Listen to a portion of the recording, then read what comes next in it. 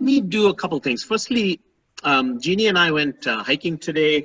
For those of you who are local to the area, and I think most of you are, we went to the Houston Meadow, which is just above the Wissahickon Forbidden Drive along the Wissahickon Creek.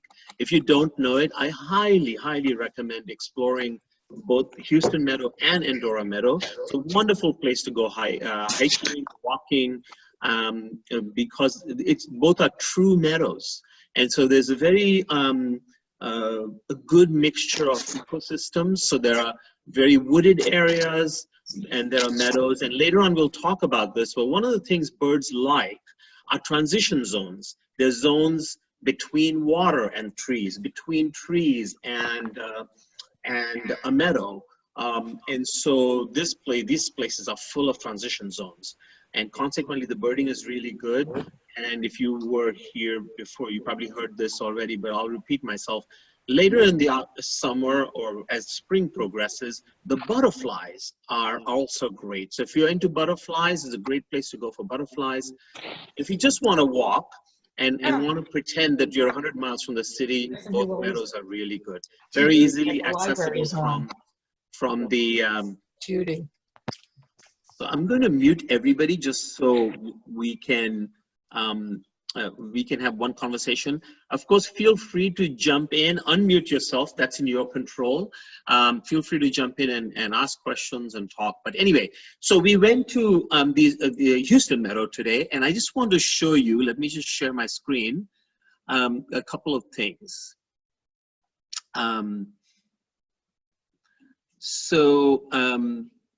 I want to show you actually my favorite site, which that isn't that. My favorite site, can everybody see this bird? Just somebody speak up. Yeah, I hope you can see. Yes, I see it. Right, so this is, if you were with me yesterday, this is the northern flicker. This is on the Cornell Ornithology Labs website, which by far is my absolute favorite site to go to learn about birds. This, of course, as we talked yesterday, is a very common bird around us. You can see how spectacular it is. And so we saw this, but what I really am excited about that I want to tell you about, and you can actually see this site in action as I'm working through this. Let me just do this so I can actually.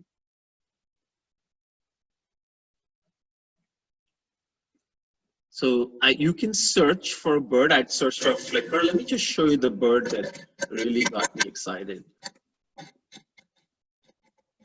We saw both the male and the female, and it's the palm warbler. And the palm warbler, you might ask, why is that such a big deal? And it is one of the first birds, one of the first warblers to show up at the beginning of spring. And the arrival of a warbler, for me, is the final indication that spring is here. The palm warbler and the pine warbler come as the earliest migrants traveling back north from South America. So these tiny little birds, often referred to as jewels because of the coloration, these tiny little birds actually will go all the way to South America, often as far down south as Argentina for the fall and winter, and will make that same 5,000-mile trip back up north. And some of them are visiting. They are just stopping over to eat and to gain some energy so that they can continue on, because many of them breed in the boreal region up in Canada, and even further north in the Arctic. And so we saw this bird today, which was really a lot of fun. We saw both the male and the female. And I'll just use this for a second to tell you why it's important to kind of tell those apart. Because the male usually is the more spectacular of the two, but often you will see only the female. And it's good to start to learn the female, particularly for those species that are sexually dimorphic, which happens to be most birds, and where they have two different looks, and they will share a lot in common. So for example, the yellow of the eyebrow which is called the supercilium, is been present in both birds. The yellow throat is present in both birds. The mostly yellow breast is present in both birds. But as you look at the rest of the bird, the female is more drab, while keeping some of the characteristics of the original bird. So this was really a fun thing to do today, and we were very excited to see two palm warblers today. And we even saw a pine warbler, but I won't go there because I want to make sure I get through today all the things I want to show you. So let me just stop sharing this. And I'm going to share instead my presentation,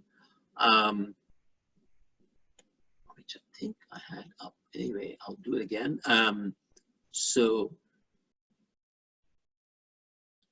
we're talking about the second lesson today, and I will share my slides.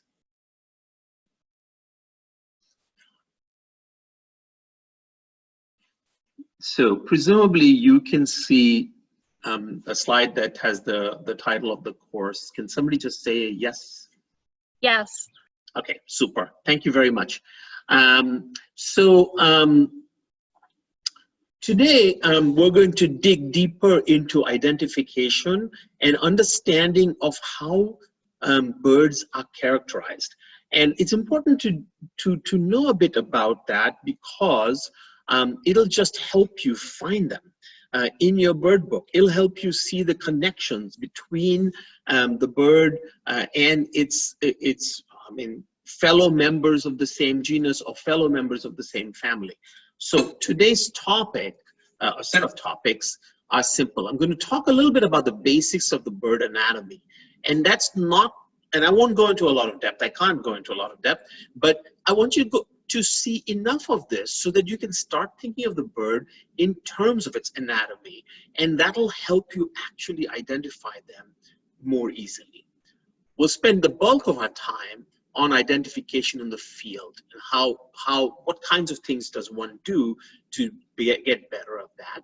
And then I'll end with bird taxonomy. Taxonomy, for those of you who may not know this term, is the characterization of living things into groups such that you can see similarities and differences between different parts of the same group, if you will. And so in this case, the group is called aves, A-V-E-S. That's the group under which all birds fall. And taxonomy shows you kind of if you can think of it almost like a family tree that places the birds in the right spots on the family tree.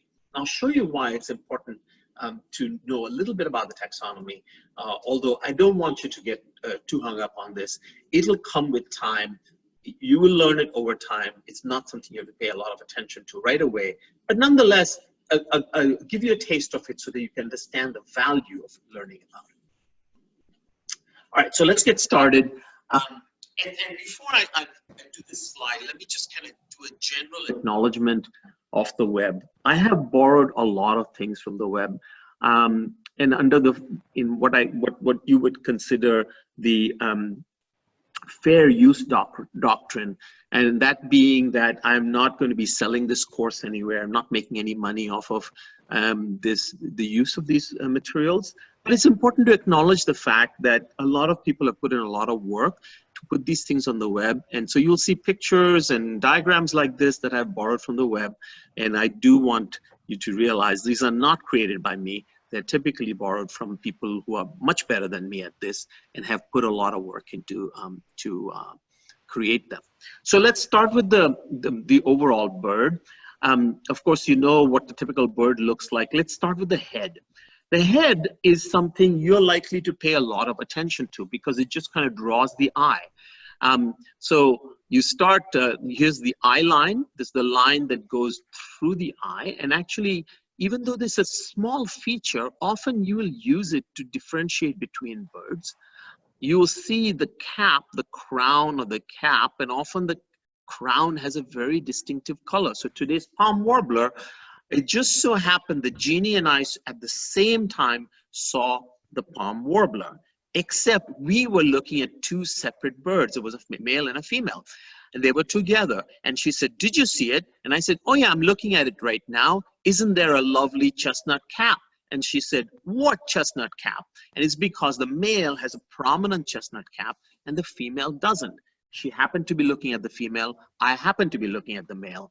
And so something like a cap, particularly one that has a color, is very, very helpful to look at. Then this, even though they don't say it here, this line above the eye, it's often referred to as the supercilium. You can think of it as the eyebrow, and often a white line above the eye is a distinguishing feature. So always look for that. Is there a line above the eye or isn't there?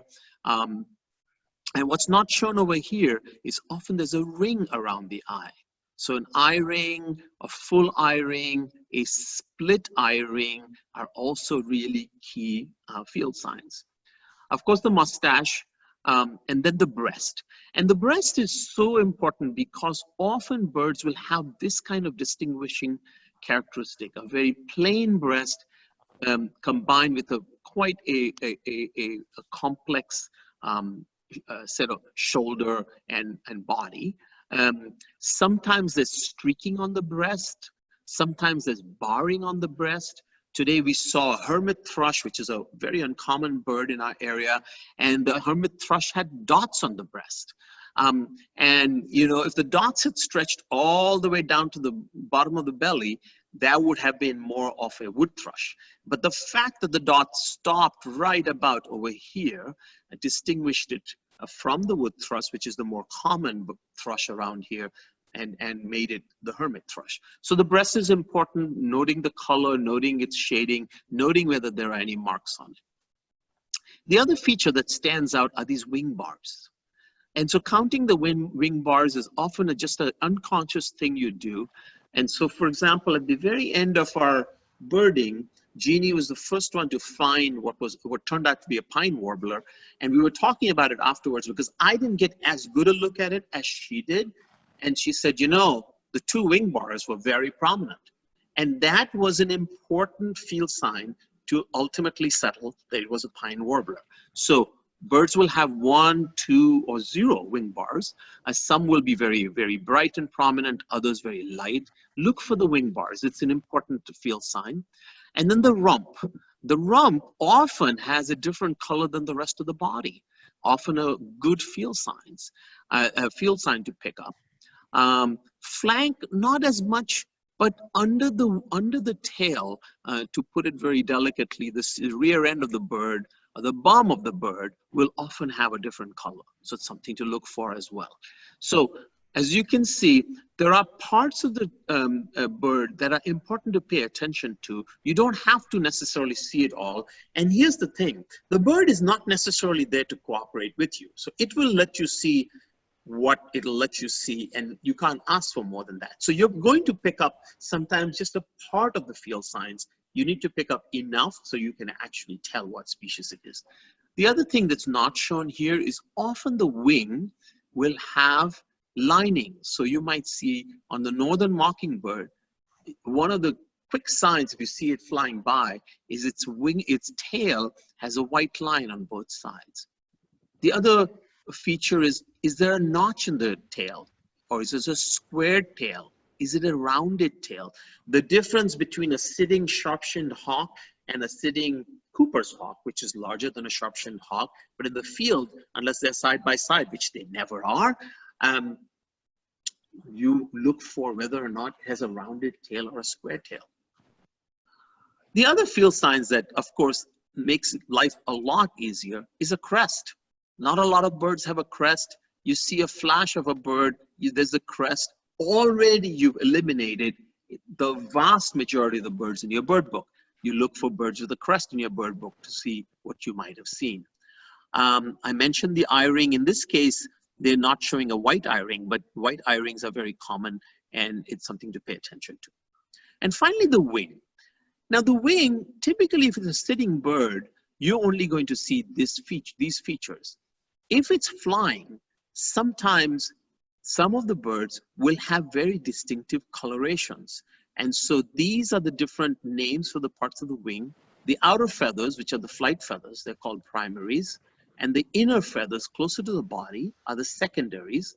And this is the leading edge of the wing, which is meaning it's the wing, it's the part of the wing that faces the air as the bird is flying forward. And so there are parts of the wing whose coloration will show up even though the bird is sitting, but the rest only show when the bird is flying. And we'll talk about this a little bit more as we go to the slides that are coming up. Here's one, a tiny one that you probably see all the time. This part is called the speculum. It's part of the wing. It's a spot on the wing. It turns out, if you look at a mallard, which is our most common duck, if the mallard chooses to expose its speculum, you'll see a violet, a purple, violet colored speculum on the side of the body, close to the end of the body, closer to the tail. It's a dead giveaway field sign for mallard. Not that we need them because we are so familiar with them, but nonetheless, the speculum comes from a portion of the wing which when folded only shows up like a square closer to the tail. So this is all I'm going to say about the anatomy, but it's something, this picture or a version of this picture exists in every book. And you know, I recommend that you look at it and familiarize yourself with some of the key names for the parts, so that even in the description of the bird book, when it says it has a white supercilium or it has a yellow, a rusty cap or a yellow cap, you know the part of the body that they're referring to. Now, the field books that are using the Peterson method will often have an arrow pointing to it if it's a key field sign. So don't get too worried about it.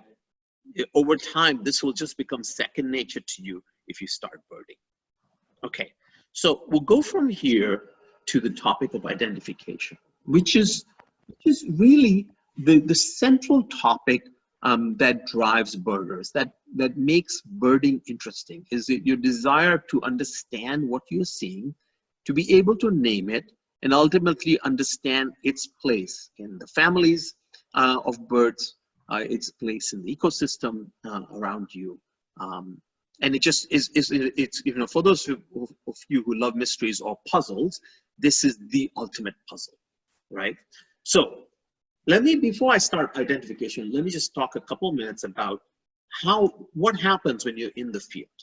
Firstly, as I said, when you're in the field, the bird's just doing its thing. It's not waiting for you to identify it. So you have to be ready to see it on the fly, to pick up whichever field signs you can pick up before it decides to disappear or fly away or fly through or hide, for that matter, to try and use that limited set of field signs to narrow down the choices of what this bird could be, and then ultimately to pick one based on what the bird book tells you. Now, it's probably good to learn to forgive yourself for not picking up all the field signs.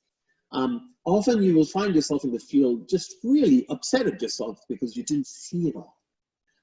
But I'm here to tell you this is very normal. It happens to birders of all caliber. It's going to happen to you. Just be calm about it. Don't beat yourself up about it. There will always be another bird to look at and identify. But being quick about picking up field signs is something that develops with time, and just be patient. It will come. It comes to everybody. And the more time you spend in the field or your garden or wherever, the better you're going to get at it. Okay, so we're going to go to this slide that I used yesterday, which is a list of the key field signs to use when you have the opportunity to see the bird. And I'm going to take each of these bullets and go into some detail on each of the bullets. So let's start with size. So here's an example of 3 birds in the raptor group of birds. You'll hear me use the word raptor. Raptor is a generic term for birds of prey. It includes eagles, it includes hawks, it includes falcons. In this country, the number of raptors is actually reasonably limited. But raptors, of course, there are a lot of species of raptors all around the world. This slide is really to kind of show you this issue of size being a way to start thinking about what bird it could be. So look at the bald eagle, one of the largest, perhaps our largest raptor, the golden eagle comes close or might even be a little longer, 28 to 40 inches long, about wingspan of about 6 to 8 feet, right? 6 to 8 feet, 6 to 7.5 feet. It's a big bird. If you look up in the sky and you see this massive bird, and we'll talk about eagle identification tomorrow, but your first thought should be, it isn't a sharp-shinned hawk. The bird's just too big to be a sharp-shinned hawk, because look at the sharp-shinned hawk. It's only a foot at most, and often only 9 inches long. It's the size of a crow. So as soon as you see this large bird, you start eliminating groups of raptors because they're just not that big. And after a while, when you look up and you see an eagle, after you get comfortable, you'll eliminate all of the raptors in no time at all. You might pause to think whether or not it's a vulture, but it won't take you very long before you eliminate the vultures that we have.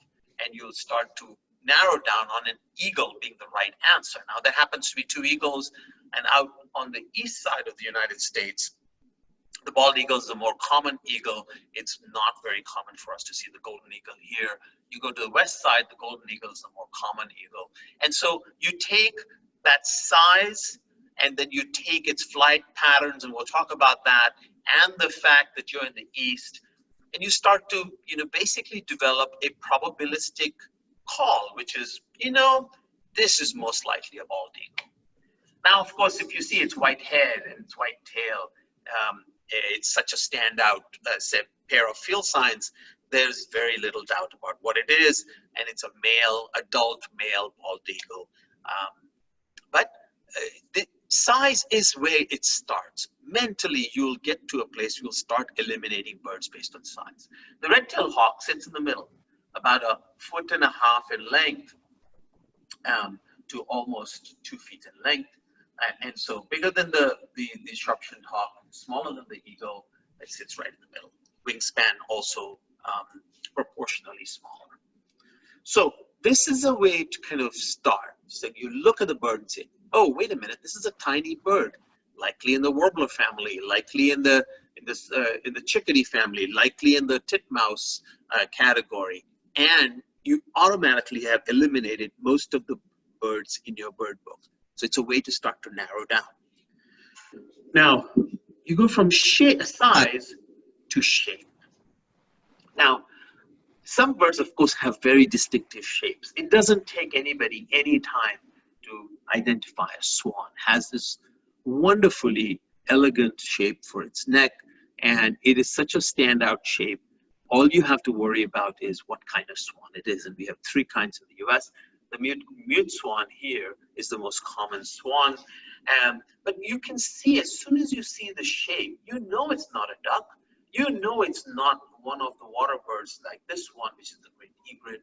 You are already focused on it being a swan. Now, if you happen to be in a place where a trumpeter could be around, you might now start to think, is this a trumpeter swan? Is this a tundra swan? Am I in the right part of the country for either of those to occur? But you might look at the orange beak and immediately pick mute swan as the swan.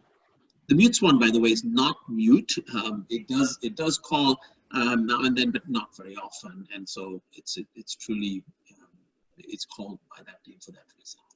Now you get to an egret, you see 2 things. Firstly, it's in the water, so immediately you're eliminating birds that are not going to stand in water, and then you look at this S-shaped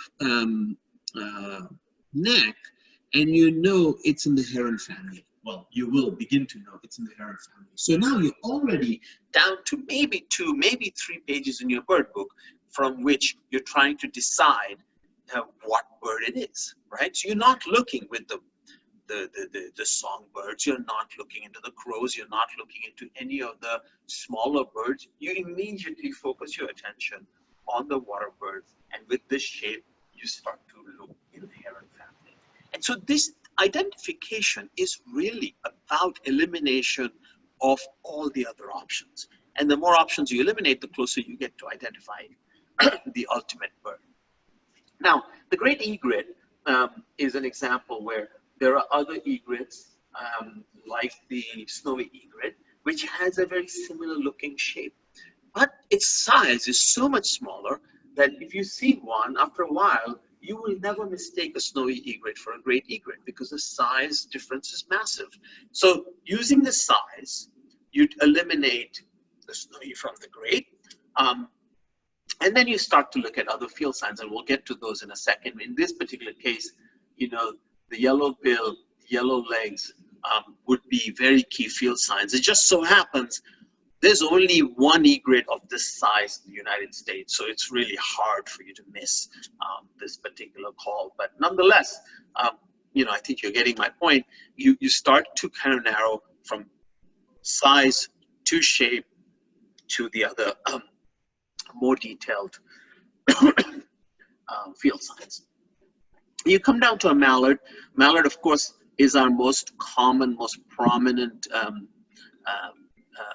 duck. I don't know if you can see this. Here's the purple speculum I was talking about. It's right in here. The image is probably too small for you to see it. This happens to be a female. This is a male.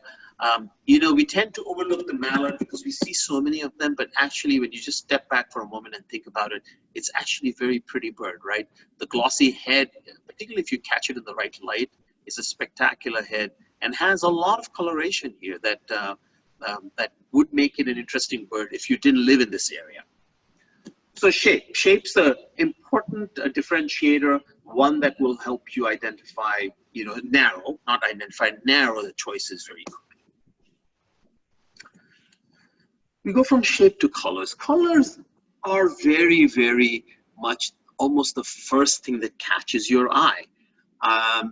And so it is very natural after you've decided, you know, what sort of set of families this bird might be in, to look at colors. This is a trio of warblers, and you just heard me talk about warblers. And do go out birding this spring, because if you get lucky and if you are in the right places, you're likely to see all three of these. The yellow warbler is actually one of our most common warblers. Has a wonderful call that goes sweet, sweet, sweeter than sweet.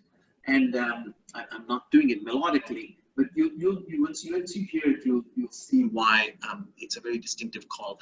It's a very, very spectacular bird, all yellow. These lovely red stripes over here, the streaks rather, I shouldn't say stripes, the streaks here are very distinctive. If you get it in your binoculars, you're going to see all of the field signs here. And there is no other warbler that is this bright other than the protonotorium warbler, which is not as common as the yellow warbler. So color, right? You are never going to mistake a black and white warbler for a yellow warbler. Color is a major differentiator between those two. But here's something in the middle. And if you don't see the bird well enough and you see a flash of yellow, you have to pause, because it could be this, or it could be the Blackburnian, or for that matter, a number of other warblers that have yellow in their body. One of our other really common warblers is the yellow rump warbler, and has a lot of yellow on it. And so color is just one of the things to pick up on and to use to differentiate between birds. And these examples really I use to show you the kind of the variation, the variegation actually of colors that you will see in the natural world. But the eye is extremely good at picking up color, and so often that's the first thing that stands out, while your mind is subconsciously processing shape, size. You are already onto color as your first field sign. And honestly, color is what attracts people to birds. And when you see some spectacular birds like these, color is what keeps you looking. Today we saw a pair of wood ducks. Jeannie was really anxious to see wood ducks today as we were walking along Forbidden Drive, and wouldn't you know it, they were almost offered up on demand. And if you've never seen a wood duck, I have to show you a wood duck.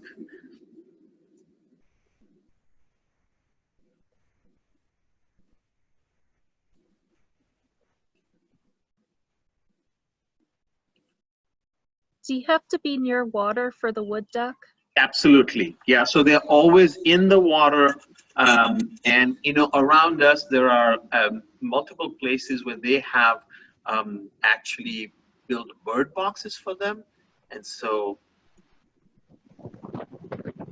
this is a wood duck. If you have never seen this duck, it'll surprise you to know that this is not an uncommon duck in our area, and right now is a great time to see them, and they typically occur in pairs. So this is the male, and isn't that a spectacular bird? I mean, it's hard to know where to look. There's so much going on in this bird, and in the right light, it is just a gorgeous, gorgeous bird.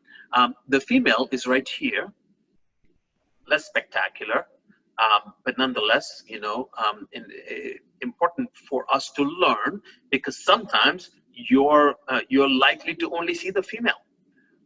So we saw a wood duck today, and well, I have to show you this picture because I mean, look at that. I think they mate for life. I'm trying to remember whether this species mate for life or not, but goodness gracious, they are always very close to one another. So we saw a pair of wood ducks today, and a bird like this is such a standout bird. You don't have to work to actually figure this out. In the US, there's only one bird that looks like this. And in fact, it's one of the most beautiful ducks we have. The other one, I am very tempted to show you. I'm really parting from my planned thing, but how can I not show you this bird? This is the harlequin duck. The harlequin duck, let me just bring up the male. This is the male. If this doesn't make you a birder, I don't think anything can. Our misfortune is the harlequin duck summers in the north. We are its wintering grounds. So for you to see the harlequin duck, you have to be prepared for really cold weather and to be close to the shore. So I went with the Windcote Audubon Society to bird at Barnegat Light on the shore at the end of the end of January, just to see the harlequin ducks. And they're so sure to be there. It's a guarantee that you'll see them, and they are just spectacular. I have seen them before, and I just can't get enough of them. But this and the wood duck, you don't have to work to identify. There's practically nothing in the US that is this spectacular. But as we will see, some of the other ducks, some of the other birds, not quite as easy. So that's color. Let's go back to sitting posture, which we touched on yesterday. Sitting posture is actually a really, really helpful sign. So you can look at the sitting posture and, in fact, infer some things about birds already. So here's an example. You look at a sparrow, the house sparrow, our common bird. Its sitting posture is this because its way of eating is to eat off of the floor. It eats what's on the ground. So it pivots on these legs down to the ground to eat, typically seeds and other things, even insects and so on. You look at a flicker, its sitting posture is vertical because more often than not, he's clinging onto the side of a tree because he's about to poke a hole in it. So its sitting posture is very much an indication of its behavior in this case. And you will never see, I'd be hard pressed to think of many instances where I've seen a flicker actually sitting like this, because it doesn't do it any good. The only exception is when the flicker's on the ground. If the flicker's on the ground and it's trying to find insects on the ground, temporarily it'll adopt this, but it never sits this way. It will hop from place to place looking for those insects. But normal posture is a vertical posture with its claws holding onto the surface of the tree. So sitting posture is a really good indicator. And again, it's something that you will build an unconscious awareness of. So So in the beginning, you might actually pay attention to it, but after a while, you will glance at a bird and you will mentally eliminate entire families because the sitting posture is what it is. So here, just to remind you, here are the examples we talked about yesterday. The cardinal, of course, everybody knows, and Jeannie reminded me today that if you live in Upper Dublin, this is our mascot. So all of you have probably seen cartoons of them, drawings of them, etc. Cardinal, you know, this is the crow, of course. We saw actually a number of mockingbirds today. In fact, one of them, if you remember what I said yesterday, which is its ability to mimic many birds, one of those mockingbirds was just belting out a whole series of songs which were not its song, clearly copied from others. And you know, it's a wonderful thing to kind of look at, to listen for just for a minute, because you will just see him go through his entire repertoire in the hope of attracting a mate. Some of you might actually be getting emails from this website called Next Door Neighbor or Next Door or something. And somebody put up a note today saying, oh, there was a bird in our tree at midnight singing. And if you actually were listening yesterday, I mentioned that an unmated male will often sing through the night or in the middle of the night because it's still looking for a mate. That's your mockingbird. Really a fascinating bird. So anyway, sitting posture, again, something to develop just by being in the field and looking at birds. You'll develop an unconscious ability to tell these apart. Okay, let's look at flying pattern, because of course one of the things that is true for birds is often you'll only see them flying because they're just flying through. They don't stop for you to so that you can take a good look at their field signs. Flying posture and flying pattern has two key things that go with it. One is it gives you a chance to see under the wings. And so if a bird has patterns under the wings that differentiate it from other birds in the same family, then when it's flying, that's one of the things you can see, because mostly when it's sitting, the wings are folded and you can't see under the wing. So that's one thing to look for. And the other thing to look for is how it's flying. So for example, a red-tailed hawk here will typically fly by a few flaps to gain altitude, and it soars. It uses its wide wings in relationship to the size of its body to soar on thermals or soar on just updrafts that are coming up from the ground. And so its typical flying style is one where it barely looks like it's doing any work. Whereas if you see a pair of Canada geese fly off, they are working. They are moving their wings, they are beating, and you will get used to this very long, stretched out shape. And you probably are used to it now because you've seen them flying a lot, right? All of us know our Canada geese, but we don't think about the fact that this stretched out shape with the white chin strap very clearly laid out is a very, very important way to identify this bird. Now, we don't need any help because we've seen too many of them, but you understand my point. Look at the sandhill crane. And one of the reasons I put this picture here is you can see its wing beat pattern. It has this wing beat pattern where the wings go all the way up and then all the way down. And of course, if you understand anything about lift and what causes flight, you know, it's doing this all the way down feature to really push down on the body of air that it's getting lift from. And so this, when you see an outstretched bird like this, particularly with this facial structure and this kind of flying pattern, your head should say, maybe a crane. Now, we're unfortunate that most cranes migrate up through the center of the country, and we don't get cranes in our area very often at all. But if you happen to travel to an area, and I go to Michigan, I used to go to Michigan a lot, and I'll continue to go to Michigan because my son's there, our son's there. They have cranes, and you can look up, and just by the flying pattern, you can tell, oh, that's a crane. And in this case, a sandhill crane. The turkey vulture, our most common raptor, one you are seeing practically every day. has two features. One is this dihedral angle. This V-shaped has a pretty deep dihedral angle. And as I said yesterday, looks like it's unstable in flight. It is constantly teetering, and it actually is using its shape and the fact that it teeters to look for prey, to look for things that it can actually go down and eat. So, but for us who are trying to identify the bird, the two key features is the dihedral angle and its teetering pattern. Now, if it gets close, you'll be able to see the fact that the primaries actually are white, and then it has a very dark forewing. And you'll be able to tell right away it's a turkey vulture by just looking at the underwing pattern.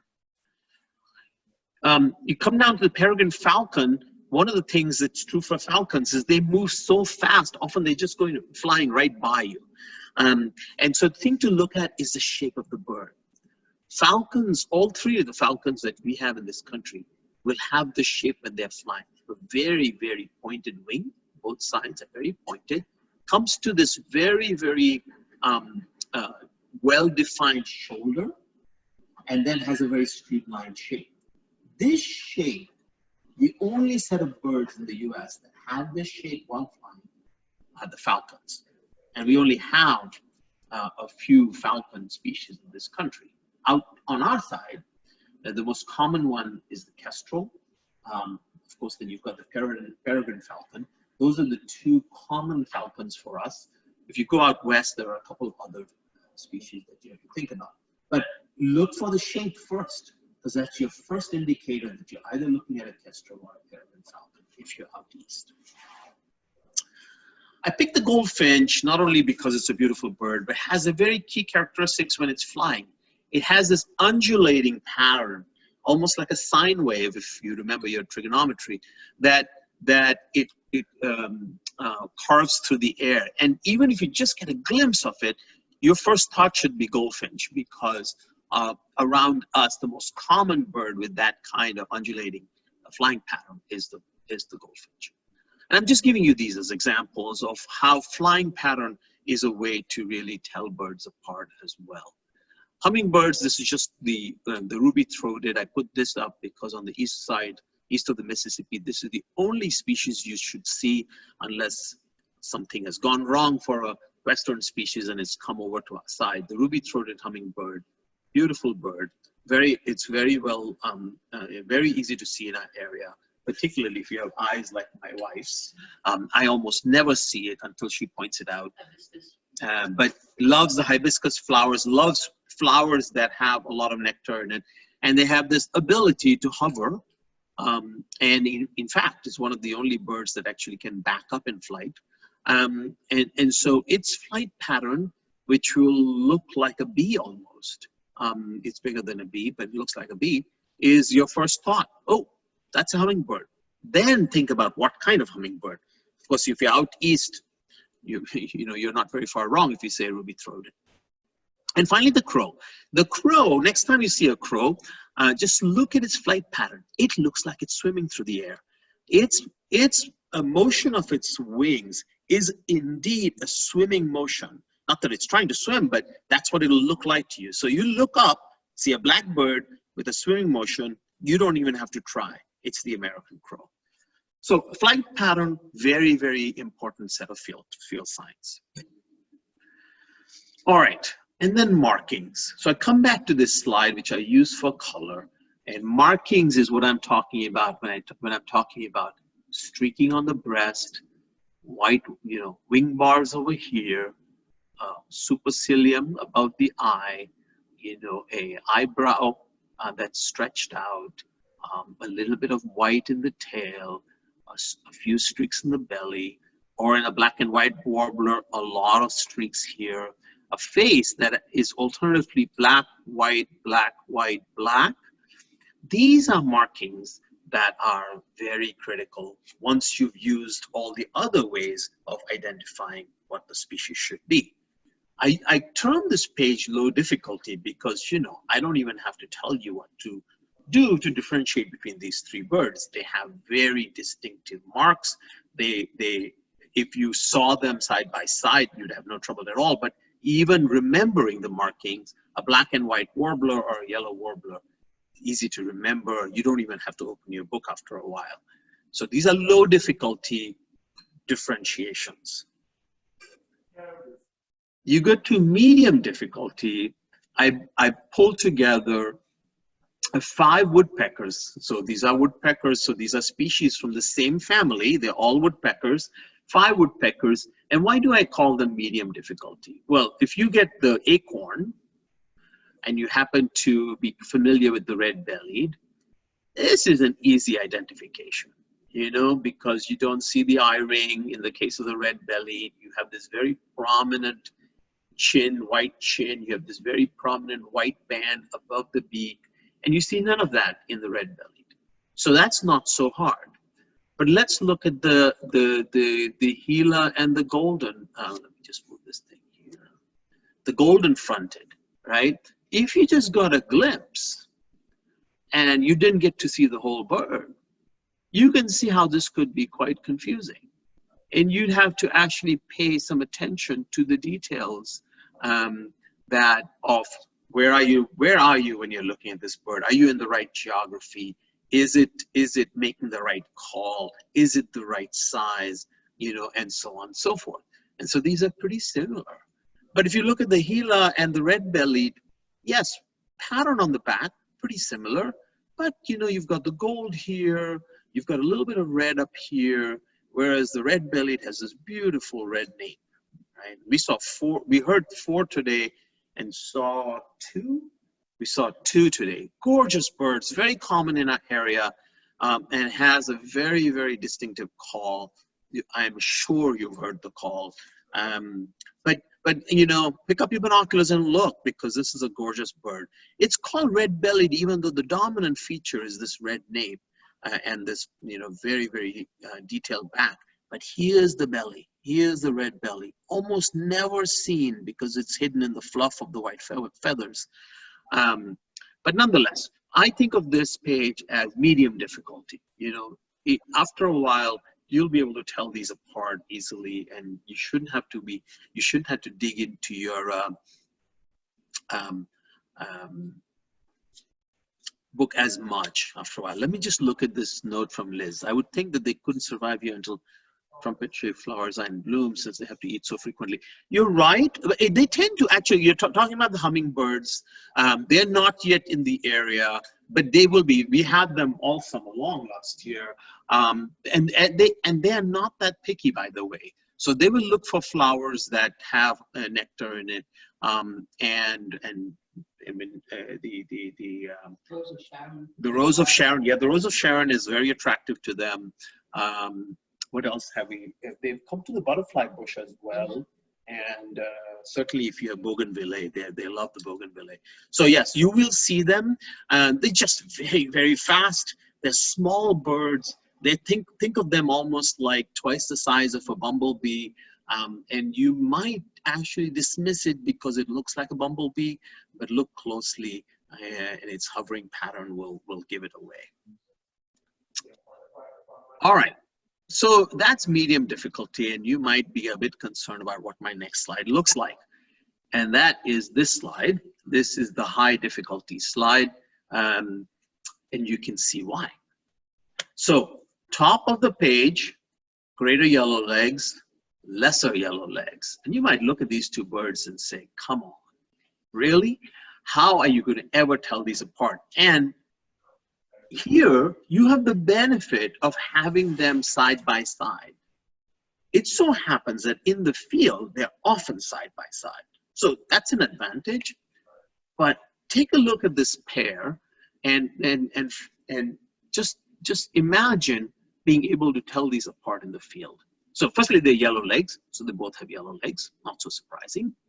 They have this beak structure, pretty straight. Although you might argue that the one over here, the lesser yellow legs, the very tip is a bit droopy. You might argue that. But that's not a very good indicator. Actually, the way to tell these apart is the size of the neck So the greater yellowlegs has a longer neck, shorter neck for the lesser yellowleg, and a smaller head on the greater yellowlegs, a bigger head on the lesser yellowlegs. Now, if they're not next to each other, you don't have a basis for comparison. So this is a hard differentiation. And after 30 years of birding, I still hesitate to make a call. If there isn't a mixed group of yellowlegs there, if there's a single one, I still open my book and I think hard, and at times I will say yellowlegs rather than greater yellow or lesser. I put these two in here because you might even at first glance say, well, they all look alike. There's barely any difference. But you start to see some differences. So for example, you'll start to pick out the fact that this thing has this very spotty back, right? And you might say, well, there's spots in here. But this is the kind of fine detail I'm talking about. So firstly, a very clean belly, right? A very sharp differentiation between the top and the bottom. Here, not as clean a differentiation. In fact, this is less differentiated than the lesser yellowlegs, which also, by the way, is a differentiating field sign. But these dots on a dark background in the field will stand out. You will see them and you won't call it a greater yellowlegs after a while. Look at the color of the legs, right? So immediately you know you're not looking at the yellow legs. So there's a small indicator. This one looks more yellow, but look at the beak, has this slight droop. Now it's got something in its beak, so it's a bit, bit difficult to see, but there is a slight droop to this beak. My point behind this page is there are calls that you will be hard pressed to make even 20 years from now. It's okay, it's fine. It happens to the best of us. And I mean good birders, I'm not talking about myself. So forgive yourself in advance and focus on learning. And if you can't tell the greater and lesser apart for some time, it's not such a big deal. But it's fascinating to try and to learn in the process of trying. So I will talk about some of these difficult identifications tomorrow. I picked up 2 families to discuss tomorrow, and we'll go into this in some more detail. The other field sign, which is really important, are the calls of the songs. So birds have calls where they are, signaling in some way or for some reason. And then they have songs. The songs they're using typically to attract mates, to say, hey, this is my territory. Be very, very clear that I will defend this. So learning songs is a great way to identify birds. After all these years, I am still learning the song. I am still able to only pick out a few species by song, which actually I think is delightful because now I've got this whole area to study, which I haven't had the time to do when I was still working. The Cornell lab basically offers the following tips. Watch and listen. If you see a bird and you hear it call at the same time, your mind will do a better job of remembering the song. So today, Jeannie and I were listening to the northern flicker. And it's this loud song, unmistakable, but we really wanted to see the bird. And Jeannie's just got much better ability to find these birds, and she found it. And we watched this bird sing. And so it's cemented in our minds that call is associated with the flicker. And you do more of that, and after a while, they'll start to kind of come together. Learn from an expert. Go on bird walks or field trips with people who actually know this, and you will learn from them. I have as well, and it's a fun thing to do, to actually go with people who are better than you, because you learn from them. We'll talk about bird walks and field trips tomorrow as well. Listen to recordings. I have a CD, I still have a CD from some years ago, which sometimes if I'm doing something where I don't really need to process a lot of information, I'll play it in the background. And the CD just literally goes species by species. And some gentleman with a very deep voice names the species, and then you hear the call. And And you can do that. You can play it in your car and so on and so forth. So there are ways to actually learn.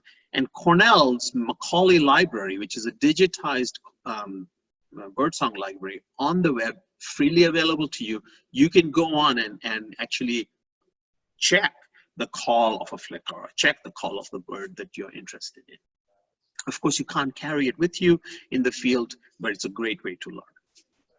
Also say it to yourself, build your own mnemonic. So you might have heard me say, oh, the bird was calling teacher, teacher, teacher, or sweet, sweet, sweeter than sweet. This is a mnemonic. Sometimes there's a mnemonic that's very commonly used by everybody, but you make your own mnemonic.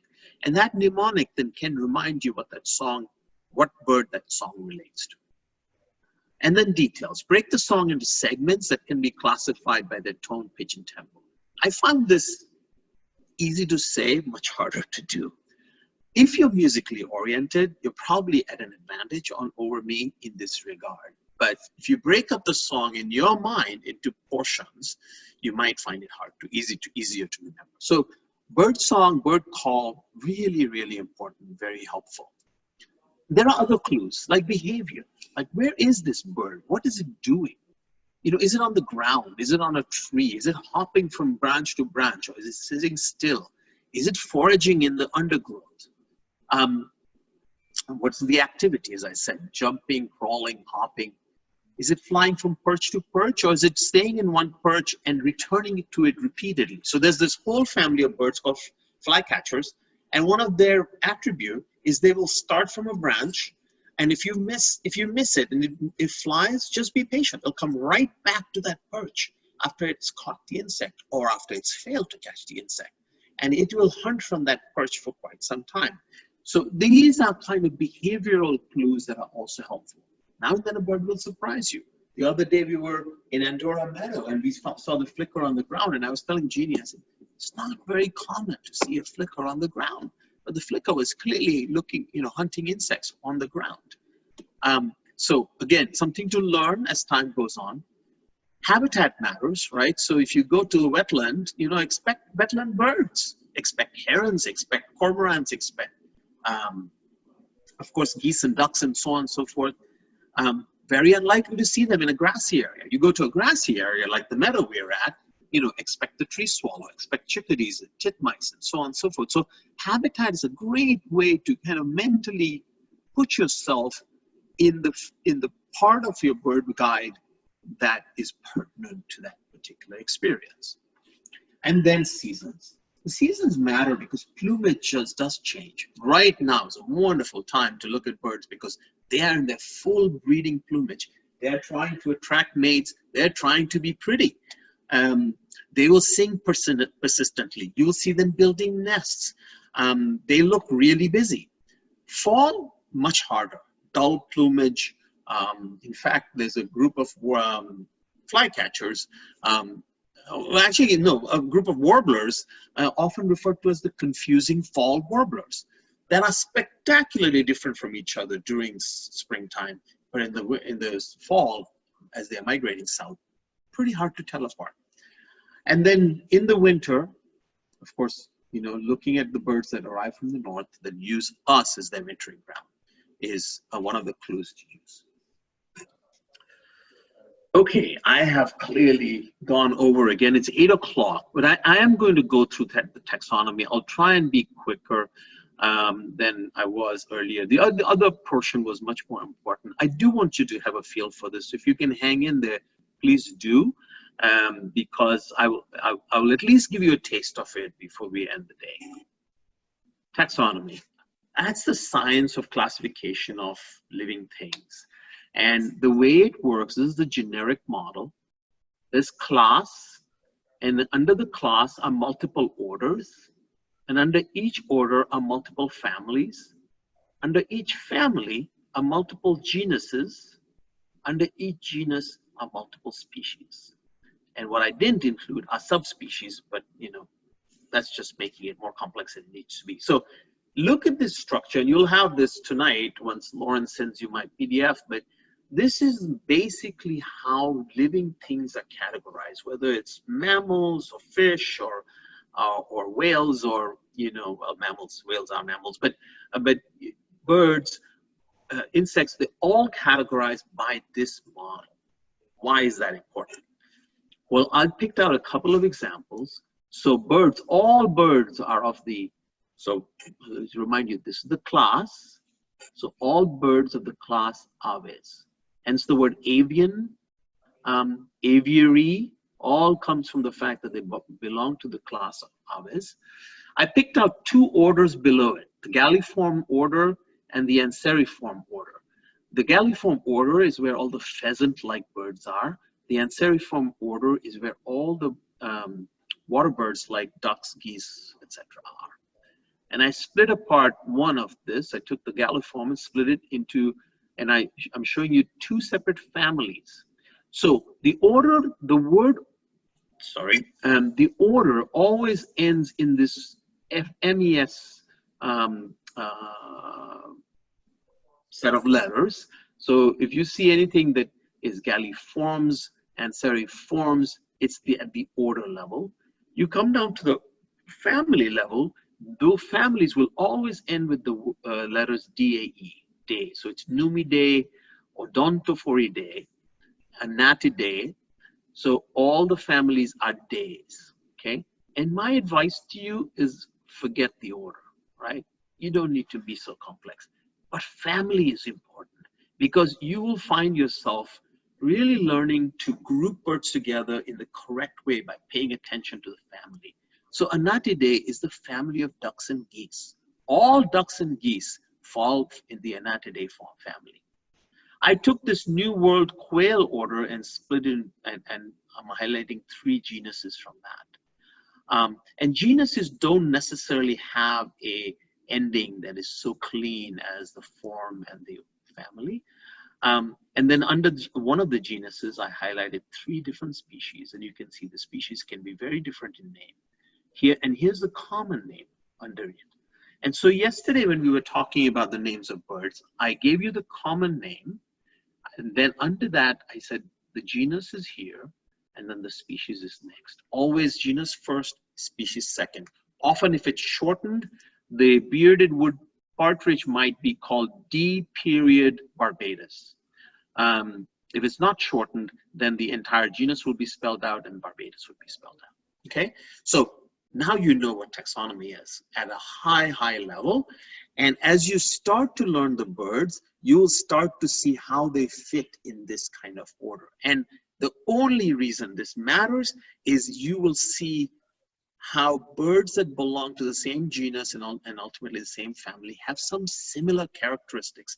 It's a way to group them in your head so that as you look at a bird, I mean, in the US, I look at a bird and I can eliminate every family but the family it belongs to after 30 years of birding, right? You can get there a lot sooner than 30 years, but it is so helpful to me that I don't think about any of the other families when I see the bird. I immediately know the family it's in. I may not know the species, and I certainly may not know the genus, specifically the Latin name, but I know where in the bird book to go to. And so I pick out my bird book, and I'm not flipping through all 400 pages to find this bird. I go to the family that I know that this bird belongs to. So to highlight kind of how it all works out, this is in a different order, but here are the some of the raptors that we have in this country. They fall into some categories: the accipiters, the harriers, and the buteos. We have one kite down south, but otherwise we don't have very many kites. And you can see all these different kinds of families that are, and by the way, if it ends in NAE, it's a subfamily. So you can see these two are actually belonging to a family that they should have written out over here. So anyway, we are fortunate, or I think unfortunate, because we have such a low diversity of raptors in this country. We were out in South Africa and in India, and there are just such an enormous diversity of raptors. Our raptors fall into accipiters, buteos, eagles, and harriers, and one kite, okay? And so what helps it to eliminate right away all of these, because you don't have to think about them when you're trying to identify your bird. So I wanted to just give you some examples pulled from the pictures that we just saw. So these that are in vertical columns are in the same family. So this is in the Accipitridae family. All our raptors are in the Accipitridae family, under which you've got subfamilies that you will learn over time. Swans, geese, ducks, all in the Anatidae family. All the warblers belong to the same family as well. That name actually keeps changing. All the woodpeckers belong to the same family. So in the world, there are 249 families. US has 85 families out of US and Canada, so it has 85 families. So actually from a diversity point of view, we're certainly not as diverse as the tropics, but nonetheless, there's enough diversity here to make life interesting.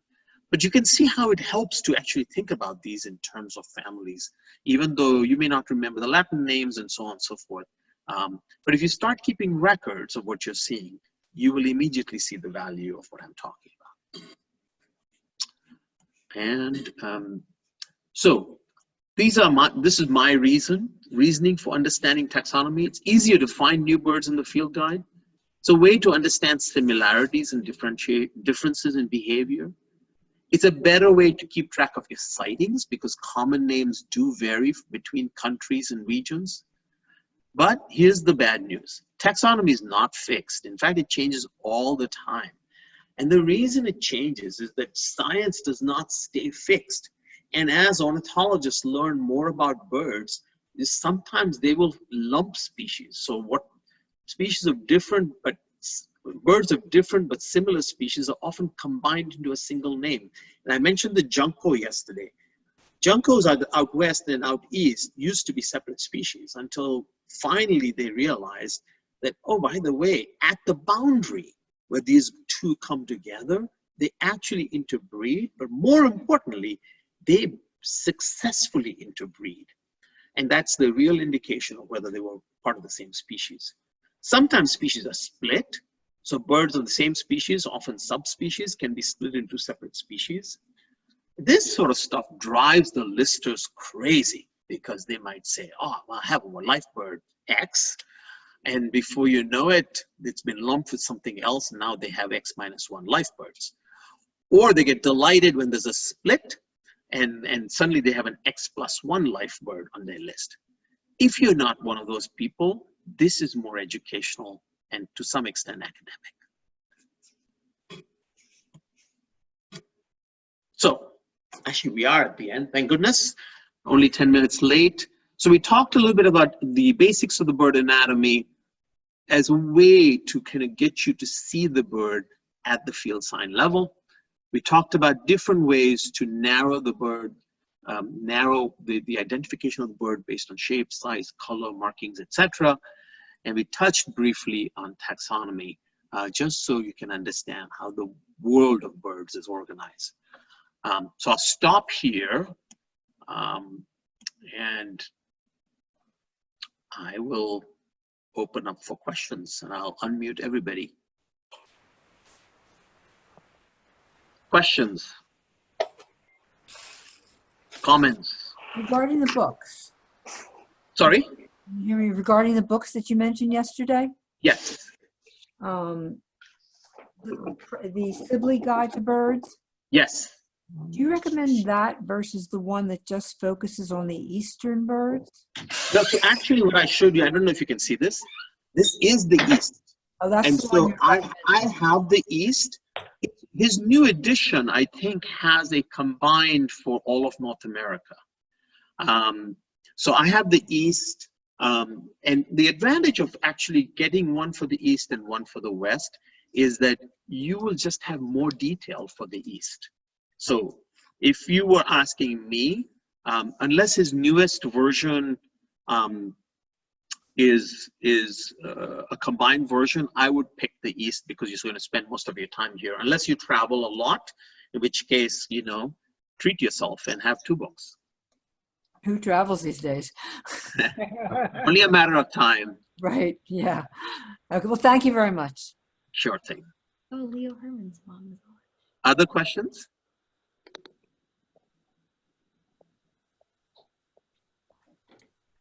Okay, great. So tomorrow we'll get deeper into a couple of families because I want to help you. I want to try and equip you to identify raptors because you do see raptors. You'll see them pretty regularly and they're hard to do, but really rewarding to do. And shorebirds, given that we're not very far from the New Jersey shore, some of you might actually go to the shore. I think I have put shorebirds as one of the difficult areas. So I term that, you know, without meaning to be, well, I term that advanced identification, right? So advanced only because we're getting into the details of a couple of families. And then towards the end, I'm going to talk a lot about resources. So where can you go for bird walks? What kinds of websites and tools can you use? So we'll get into some of that because a lot is available to you. And I hope you will take advantage of some of this, and so I can dig into that towards the end of tomorrow.